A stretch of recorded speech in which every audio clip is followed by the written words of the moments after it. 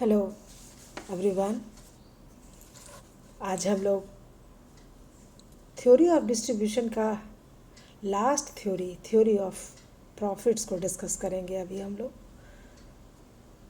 आप लोग सब जानते हैं कि फैक्टर ऑफ प्रोडक्शन के जो भी फैक्टर्स हैं, चार प्रमुख जिनको हम मानते हैं, भूमि, श्रम, पूंजी और उद्यम। अभी तक हम लोगों ने रेंट की थ्योरीज पढ़ ली, उसके बाद हम लोगों ने वेजेस की भी थ्योरी पढ़ी, हम लोगों ने इंटरेस्ट की भी थ्योरी पढ़ ली। अब लास्ट में जो बचा है हमारा वो लाभ का सिद्धांत है, जो कि उद्यम को प्राप्त होता है। लाभ का सिद्धांत बाकी सभी जितने भी फैक्टर्स थे, जो हमारे साधन थे, उनके सिद्धांत से ज़्यादा जटिल है और अस्पष्ट है। यह जटिल इसलिए है क्योंकि हमारे जो विभिन्न अर्थशास्त्री हैं उनमें उद्यमकर्ता के वास्तविक और सही कार्य के बारे में मतभेद है। कई अर्थशास्त्रियों का विचार है कि उद्यमकर्ता का लाभ जो है वे उत्पादन का साधन को संगठित करना और उनका समन्वय करना है, और उनके अनुसार उद्यमकर्ता को इसी के कारण लाभ प्राप्त होता है। इस विचारधारा के अनुसार श्रम जो है, उद्यम भी श्रम का ही एक प्रकार हो गया, और हम ये कह सकते हैं कि इस विचारधारा के अनुसार लाभ विशेष प्रकार की मजदूरी ही है। परंतु अन्य अर्थशास्त्रियों ने उद्यमकर्ता के दूसरे कार्य बताए हैं, जिसमें से प्रमुख है कि वह जोखिम को वहन करता है और व्यवसाय पर नियंत्रण और नीति निर्धारण करता है।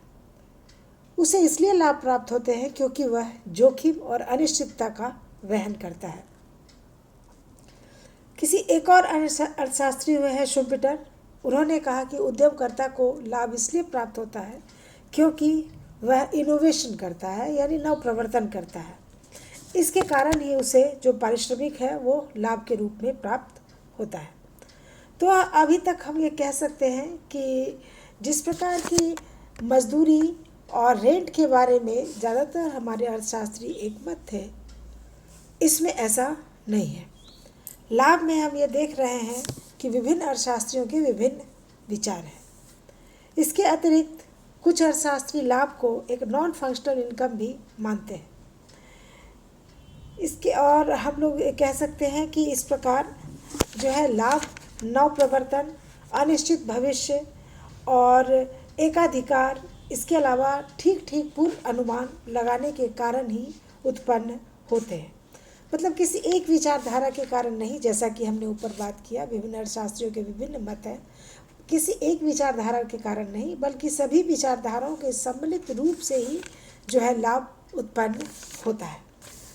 तो यहाँ पर हम ये कह सकते हैं कि लाभ जो है एक वह रेसिडुअल इनकम है, यानी अवशिष्ट आय है, जो कि जब अन्य जो साधन है उत्पादन के, जब उनको चूँकि कॉन्ट्रैक्ट पर किया जाता है, जैसे भूमि कॉन्ट्रैक्ट पर किया जाता है और श्रम को कॉन्ट्रैक्ट पर किया जाता है, तो जब उनका जो है चुका दिया जाता है, उनके द्वारा जो भी निश्चित की गई कीमतें उनको चुका दी जाती हैं, तो जो बचा हुआ रहता है, यानी जो अवशिष्ट है, वो जो बचा हुआ उसे लाभ के रूप में उद्यमी के पास बच जाता है। अतः लाभ को हम लोग एक तरह से नॉन कॉन्ट्रेक्चुअल इनकम भी कह सकते हैं, और चूँकि यह लास्ट में बचा रह जाता है, इसे हम अवशिष्ट आय कह रहे हैं, तो यह पॉजिटिव भी हो सकता है और नेगेटिव भी हो सकता है। तो लाभ के बारे में यहाँ पर लेकिन ये बात है कि जो अन्य मजदूरी निकाल दी जाएगी, तब जो बचेगा वो उद्यमी को प्राप्त होगा। एक और जो लाभ के बारे में विचारणीय तथ्य है कि लाभ जो है एक डायनेमिक सरप्लस है, अर्थात लाभ एक गत्यात्मक आधिक्य है।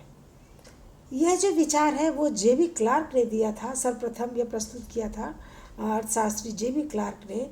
उन्होंने कहा था कि एक स्थिर और गतिहीन अर्थव्यवस्था में, जहाँ की मांग और पूर्ति की दशाओं में परिवर्तन नहीं हो रहा हो, वहाँ पर जो है सीमांत उत्पादकता के आधार पर साधनों को जो दी गई कीमतें हैं उत्पादन के कुल मूल्य को समाप्त कर देंगी और इसलिए उद्यमकर्ता को कोई लाभ प्राप्त नहीं होंगे। लाभ तब उत्पन्न होते हैं जब वस्तुओं की विक्रय कीमतें उनकी उत्पादन लागत से अधिक होती है। पूर्ण प्रतियोगिता में जब दीर्घकालीन संतुलन की अवस्था में, जैसा कि आप लोग पहले पढ़ चुके हैं, कीमत औसत लागत जिसमें कि सामान्य लाभ भी सम्मिलित होते हैं के बराबर होती है। ऐसी अवस्था में उद्यमकर्ता को किसी भी प्रकार का शुद्ध लाभ प्राप्त नहीं होता है। दूसरे शब्दों में हम ये कह सकते हैं कि लाभ जो है वह मांग और पूर्ति की दशाओं में परिवर्तन द्वारा असंतुलन उत्पन्न हो जाने के कारण अर्जित किए जाते हैं।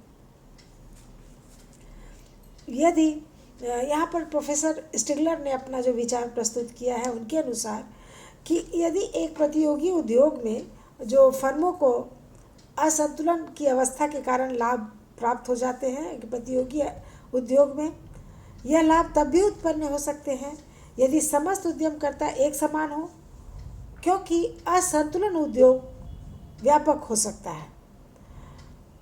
यदि प्रत्याशित जो एक्सपेक्टेड लेवल से कीमतें अधिक होगी अथवा लागतें कम हो और कीमतें ज़्यादा हो तो उद्यमकर्ताओं को अपने संसाधनों की वैकल्पिक कीमतों से अधिक आय प्राप्त होगी। यदि प्रत्याशित स्तरों से कीमतें अथवा लागतें अधिक हैं तो उद्यमकर्ताओं को अपने संसाधनों की वैकल्पिक कीमतों से कम लाभ प्राप्त होगी, अर्थात उन्हें ऋणात्मक, जैसा कि हमने ऊपर बात किया कि ऋणात्मक लाभ प्राप्त होंगे। असंतुलन के कारण लाभ मांग और लागत की दशाओं में अप्रत्याशित परिवर्तनों के कारण ही उत्पन्न होते हैं। यदि पहले से ये अनुमान लगा लिया जाए कि चेंजेस किस दिशा में होंगे, किस प्रकार के चेंजेज होंगे, तो ऐसी अवस्था में जो है जबकि पूर्व अनुमान लगाया जा चुका है तो प्रतियोगी शक्तियाँ जो है लाभ को समाप्त कर देंगी। चूँकि पूर्वानुमान नहीं लगाया जा सकता है, इस कारण से ही जो है लाभ उत्पन्न होते हैं।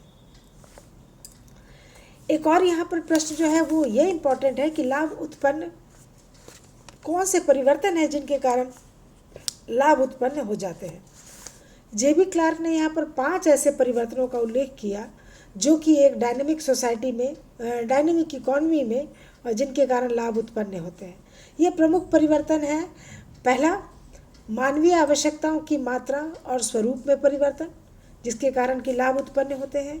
दूसरा कारण जिसके कारण क्लार्क के अनुसार लाभ उत्पन्न हो सकते हैं, जो चेंजेस होने पर उत्पादन की टेक्नोलॉजी में जब चेंजेस आते हैं तब भी लाभ उत्पन्न हो सकते हैं। और एक और कारण है जनसंख्या में जब वृद्धि होते हैं, जब अचानक से पॉपुलेशन में ग्रोथ हो जाए तो भी जो है वो इन परिवर्तन के कारण लाभ उत्पन्न हो सकते हैं। एक और है पूंजी की मात्रा में परिवर्तन। मान लो कि बैंक की ब्याज दर कम कर दे और पूंजी जो है प्राप्त करना आसान हो जाए, ऐसी स्थिति में भी जो है लाभ में परिवर्तन, लाभ प्राप्त होते हैं। अंतिम जो है वो है व्यावसायिक संगठन के स्वरूप में परिवर्तन। इसको कि हम लोगों ने यहाँ पर पॉइंट्स में जैसा कि जेबी ये profit as a dynamic surplus, यहाँ पर अभी हम लोगों ने लिखा 5 पॉइंट्स। फर्स्ट जो है ये हम लोगों ने लिखा changes in the quantity of nature of human needs, changes in technology in the quantity, changes in the quantity of population increase, changes in the quantity of capital, और लास्ट में लिखा changes in the nature of business, changes in the nature of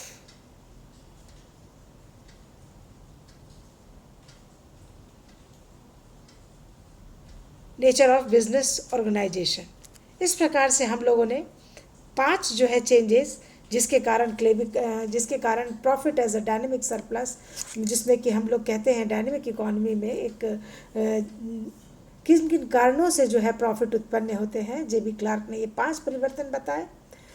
उनके अनुसार ये 5 परिवर्तन जो हैं वो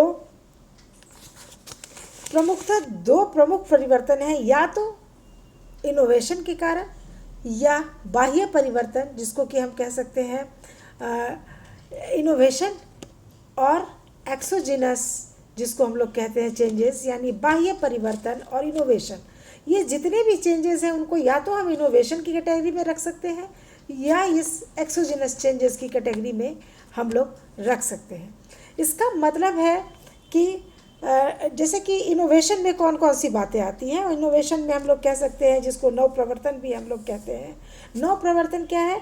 जो कि उद्यमकर्ताओं द्वारा स्वयं किए जाते हैं। व्यक्तिगत उद्यमकर्ता नव प्रवर्तन करते हैं। इस जैसे कि उन्हें हम लोग कह सकते हैं नए पदार्थ उत्पादन की नई और सस्ती टेक्नोलॉजी, पदार्थ की बेचने की नई विधि और विज्ञापन का नया तरीका आदि। यदि वो इस प्रकार के इनोवेशन करते हैं और प्रोडक्शन के लिए अगर वो नई और सस्ती टेक्नोलॉजी का अगर वो यूज़ कर लेते हैं, तो इन सब चीज़ों को हम लोग, ये जितने भी चेंजेस होंगे वो सब इनोवेशन के अंतर्गत आएंगे।